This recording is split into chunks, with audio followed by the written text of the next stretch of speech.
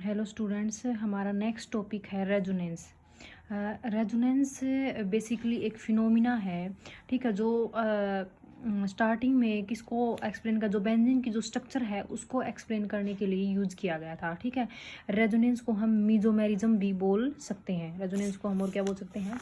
मीजोमेरिज्म। ठीक है, रेजोनेंस के अंदर बेसिकली क्या है? रेजोनेंस में जो बेसिकली जो क्या है, वैलेंस बॉन्ड स्ट्रक्चर होते हैं, different different valence bond structure होते हैं। ठीक है, जैसे हम बेंजीन के ये दोनों स्ट्रक्चर देखते हैं, फर्स्ट स्ट्रक्चर ये है और सेकंड स्ट्रक्चर ये है।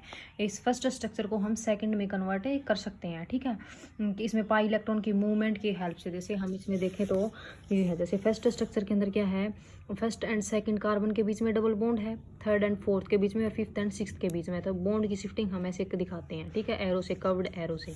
ठीक है, अब दूसरी जो हमारी जो स्ट्रक्चर बनेगी उसमें क्या है, जो फर्स्ट और सेकंड के बीच में जो डबल बॉन्ड था वो सेकंड एंड थर्ड के बीच में चला गया, थर्ड एंड फोर्थ के बीच में था, फोर्थ एंड फिफ्थ के बीच में चला गया, फिफ्थ एंड सिक्स्थ में था वो सिक्स्थ एंड वन कार्बन के बीच में, दोनों के बीच में चला गया। ठीक है, तो ये दोनों क्या है, इन दोनों स्ट्रक्चर को हम, ये दोनों हमारे क्या है, रेजोनेटिंग स्ट्रक्चर हैं।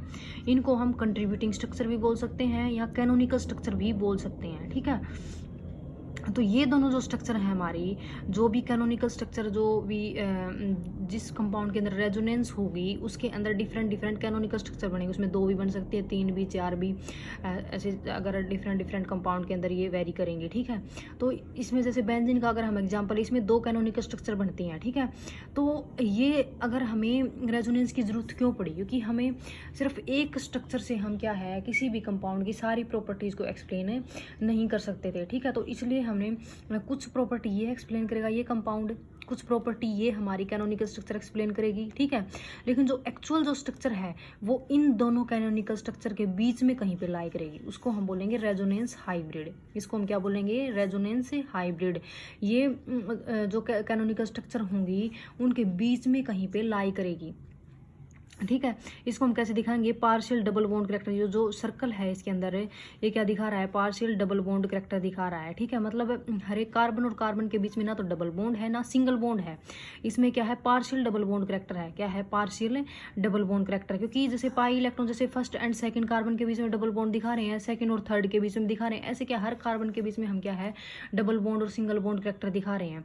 तो इसके अंदर क्या है, इंटरमीडिएट करेक्टर आ जाएगा, पार्शियल डबल बॉन्ड करेक्टर। उसको हम ये क्या है, ये हमारी क्या है, जो बेंजीन की क्या है, एक्चुअल स्ट्रक्चर है। ठीक है, ये क्या है, बेंजीन की एक्चुअल स्ट्रक्चर है। तो इसमें हमें कैसे पता चला कि भाई कार्बन और कार्बन के बीच में डबल या सिंगल बॉन्ड ना होके, या अल्टरनेट डबल और सिंगल बॉन्ड ना होके इसमें क्या है, पार्शियल डबल बॉन्ड करेक्टर है?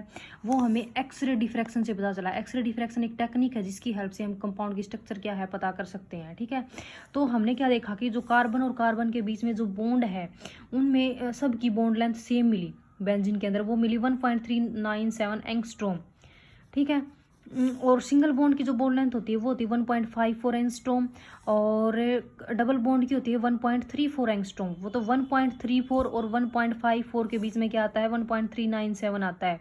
तो इसका मीनिंग क्या हुआ, ना तो कार्बन और कार्बन के बीच में सिंगल बॉन्ड करेक्टर है ना डबल बॉन्ड करेक्टर है, ये क्या है, पार्शियल डबल बॉन्ड करेक्टर है।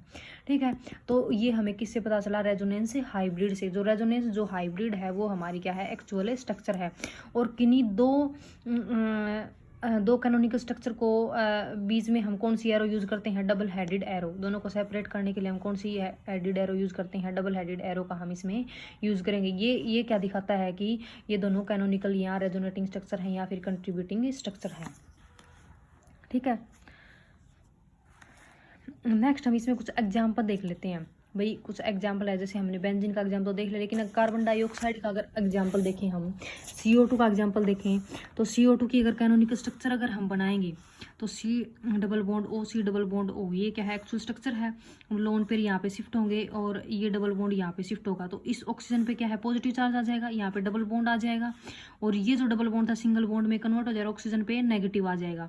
ठीक है, ऐसे ही हम क्या है, दूसरी साइड में शिफ्ट करेंगे तो हमारी ये क्या है, दूसरी स्ट्रक्चर बन जाएगी। तो कार्बन डाइऑक्साइड की 3 कैनोनिकल स्ट्रक्चर हैं। ठीक है, ऐसे ही हमने कार्बोक्सिलिक एसिड का लिया, R C double bond OH। ठीक है, RC डबल बॉन्ड OH, ठीक है। ये क्या है हमारा कार्बोक्सिलिक एसिड है। तो इसकी रेजोनेटिंग स्ट्रक्चर हम कैसे दिखाएंगे, ऑक्सीजन पे लोन पेयर है तो ये लोन पेयर यहाँ पे शिफ्ट होंगे, डबल बॉन्ड आ जाएगा, यहाँ पे ये सिंगल बॉन्ड में कन्वर्ट हो जाएगा, ऑक्सीजन पे नेगेटिव चला जाएगा, ये हमारा रेजोनेटिंग स्ट्रक्चर बनेगी कार्बोक्सिलिक एसिड की। ऐसे ही हम 1,3-ब्यूटाडाइन की देखें तो क्या है, ये डबल बॉन्ड यहाँ पे आएगा तो ये सिंगल बॉन्ड में कन्वर्ट हो जाएगा, यहाँ पे डबल बॉन्ड आएगा, ये डबल बॉन्ड सिंगल बॉन्ड में कन्वर्ट हो जाएगा, CH2 पे नेगेटिव आ जाएगा, इस कार्बन पे positive, CH double bond CH single bond CH2 negative. ये किसकी स्ट्रक्चर होगी हमारी 1,3-ब्यूटाडाइन की, ठीक है। ऐसे हम क्या है भाई कंपाउंड के स्ट्रक्चर बना सकते हैं। भाई रेजोनेंस इसके अंदर लाई करेगी, इसके अंदर डबल और सिंगल बॉन्ड अल्टरनेट पोजीशन पे हों, ठीक है, या कंजुगेशन में हो, डबल बॉन्ड सिंगल बॉन्ड के साथ, या डबल बॉन्ड लोन पेयर के साथ कंजुगेशन में हो, या डबल बॉन्ड या फिर नेगेटिव चार्ज के साथ कंजुगेशन में हो, ठीक है। तो उसमें हम क्या है रेजोनेटिंग स्ट्रक्चर दिखा सकते हैं डिफरेंट, ठीक है। अब क्या है कंडीशन फॉर रेजोनेंस, कंडीशंस क्या क्या है रेजोनेटिंग स्ट्रक्चर अगर हम बनाएंगे तो हमें किन बातों का ध्यान रखना है, ठीक है, कौन कौन सी जो रूल्स हैं वो हमें फॉलो करनी है, ठीक है। तो जो वेरियस कंट्रीब्यूटिंग स्ट्रक्चर हैं उनके अंदर क्या है, जो पोजीशन है एटम की, ठीक है, पोजीशन है जो एटम की वो चेंज नहीं होगी, ठीक है। भाई ये जो हाइड्रोजन है जैसे ये यहाँ पे चला जाए, नहीं ऐसा नहीं होगा, ठीक है, पोजीशन वही रहेगी, ठीक है। सिर्फ पाई इलेक्ट्रॉन की और लोन पेयर की पोजीशन क्या है चेंज होगी, जैसे लोन पेयर जैसे ये यहाँ पे डबल बॉन्ड आ गया, ये यहाँ पे नेगेटिव चार्ज, मतलब ये क्या है पाई इलेक्ट्रॉन की या लोन पेयर की जो पोजीशन है वो सिर्फ चेंज होगी। रेजोनेटिंग स्ट्रक्चर के बीच में जो अरेंजमेंट है एटम्स का वो क्या है सेम रहेगा। भाई जितने हाइड्रोजन है पहले उतने हाइड्रोजन रहेंगे, जितने ऑक्सीजन है कार्बन है वो सेम नंबर के अंदर रहेंगे, ठीक है, और उनकी पोजीशन भी चेंज नहीं होगी, ठीक है। और क्या है, और सारे जो एटम हैं वो क्या है नियरली सेम प्लेन के, जैसे में हमारी एक रेजोनेटिंग स्ट्रक्चर ये है कार्बोक्सिलिक एसिड की, दूसरी हमारी ये है, ठीक है। तो दोनों के अंदर क्या है, दोनों के अंदर जो एटम है वो दोनों सेम ही प्लेन के अंदर होनी चाहिए, नहीं कि इसके अंदर कुछ और प्लेन है और इसके अंदर कुछ और प्लेन है, या तो सेम प्लेन के अंदर या नियरली सेम प्लेन के अंदर, मतलब थोड़ा बहुत डिफरेंस हो सकता है, ठीक है। The number of paid and unpaired electron in each contributing structure must be same. भाई जो पेड और अनपेड मतलब जो बॉन्ड है वो सेम रहने चाहिए। जैसे मान लो CH2 के अंदर अगर हम बॉन्ड देखें, बीच वाले बॉन्ड देख लेते, 1 2 3 4 बॉन्ड है, 2 3 4 बॉन्ड है, इसके अंदर 2 3 4 5 बॉन्ड है। ऐसे हमने 1,3-ब्यूटाडाइन की स्ट्रक्चर देखी थी, 1,3-ब्यूटाडाइन के अंदर हमारा ये 1,3-ब्यूटाडाइन का जैसे ये हमारा एग्जाम्पल है 1,3-ब्यूटाडाइन, तो हमारी क्या है डबल बॉन्ड करेक्टर तो आएगा लेकिन इसके साथ ये नेगेटिव चार्ज भी आएगा, ठीक है। तो ये हमने देखा था ये स्ट्रक्चर इसकी सही नहीं है, ठीक है, क्योंकि इसके अंदर अनपेयर्ड इलेक्ट्रॉन या पेयर्ड और अनपेयर्ड इलेक्ट्रॉन क्या है दोनों के अंदर सेम नहीं है, ठीक है। किसी भी कंट्रीब्यूटिंग स्ट्रक्चर के अंदर नेक्स्ट जो हमारा पॉइंट है वो क्या है, किसी भी कंट्रीब्यूटिंग स्ट्रक्चर के अंदर किसी भी एटम के 6 से ज़्यादा इलेक्ट्रॉन 6 से ज़्यादा हो सकते हैं, 8 इलेक्ट्रॉन मैक्सिमम हो सकते हैं, 8 से ज़्यादा वैलेंस इलेक्ट्रॉन नहीं होने चाहिए। ऐसे हम इस स्ट्रक्चर के अंदर क्या CH2 single bond CH double bond NH3, तो जैसे हमें वैलेंस इलेक्ट्रॉन अगर निकालने हो तो हम कैसे निकालेंगे, जैसे CH2 CH और ये क्या है डबल बॉन्ड NH3, तो इसमें हम कैसे निकालेंगे, जैसे हमने नाइट्रोजन के निकालने हैं तो नाइट्रोजन के पास वैलेंस इलेक्ट्रॉन होते हैं 5, ठीक है, 5 प्लस इसने जितने बॉन्ड बना रखे हैं प्लस में हम वो लिख देंगे यहाँ पे, तो नाइट्रोजन के 5 वैलेंस इलेक्ट्रॉन हो गए, 3 बॉन्ड इसने हाइड्रोजन के साथ बना रखे हैं और 2 बॉन्ड इसने इस कार्बन के साथ बना रखे हैं, तो 3 और 2 5, मतलब टोटल वैलेंस इलेक्ट्रॉन कितने हो गए 10 हो गए, 8 से ज़्यादा नहीं होनी चाहिए। तो ये जो हमारी कंट्रीब्यूटिंग स्ट्रक्चर है या जो कैनोनिकल स्ट्रक्चर है या जो रेजोनेटिंग स्ट्रक्चर है वो हमारी गलत है, सही नहीं है, ठीक है। तो वैलेंस इलेक्ट्रॉन 8 से ज़्यादा नहीं होनी चाहिए। नेक्स्ट हमारा क्या है, all the contributing structure will have same और nearly same amount of energy, मतलब क्या है स्टेबिलिटी और जो अमाउंट ऑफ एनर्जी है कंट्रीब्यूटिंग स्ट्रक्चर की वो सेम होनी चाहिए, ठीक है।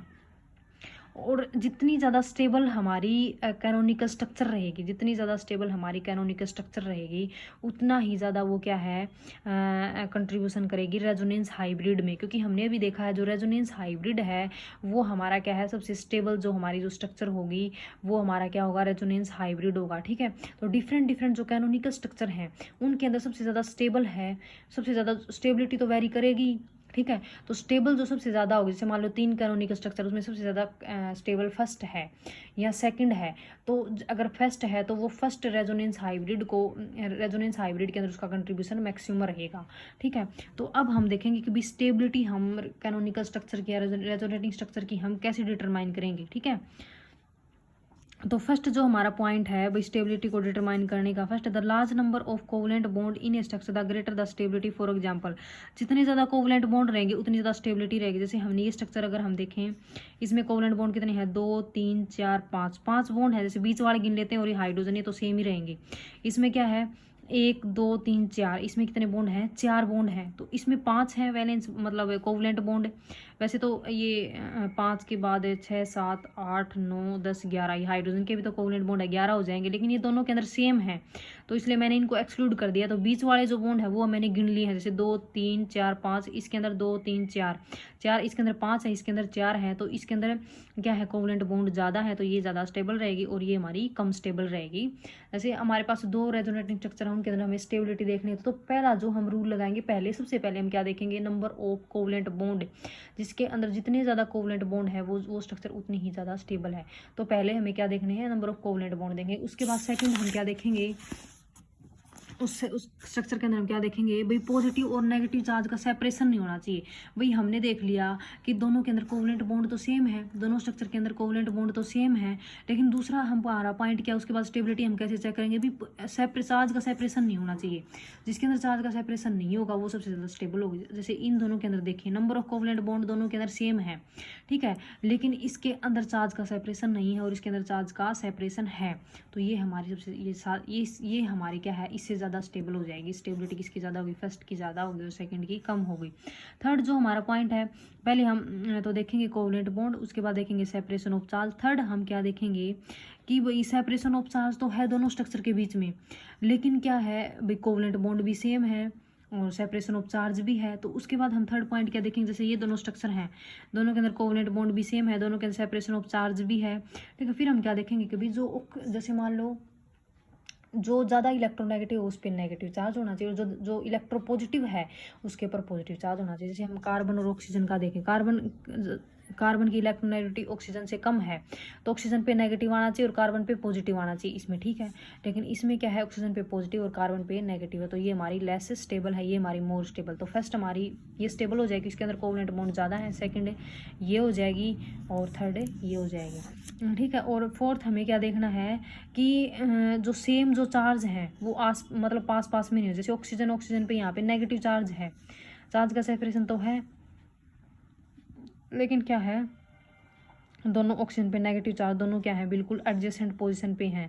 तो इन दोनों के बीच में क्या होगा, रिपल्सन होगा। तो इस वजह से भी क्या है, स्ट्रक्चर हमारी अनस्टेबल हो जाएगी। तो ये स्टेबल है, ये ज़्यादा स्टेबल है और ये कम स्टेबल हो जाएगी। ऐसे भी इसके अंदर कोवलेंट बॉन्ड ज़्यादा है तो ये ज़्यादा स्टेबल रहेगी।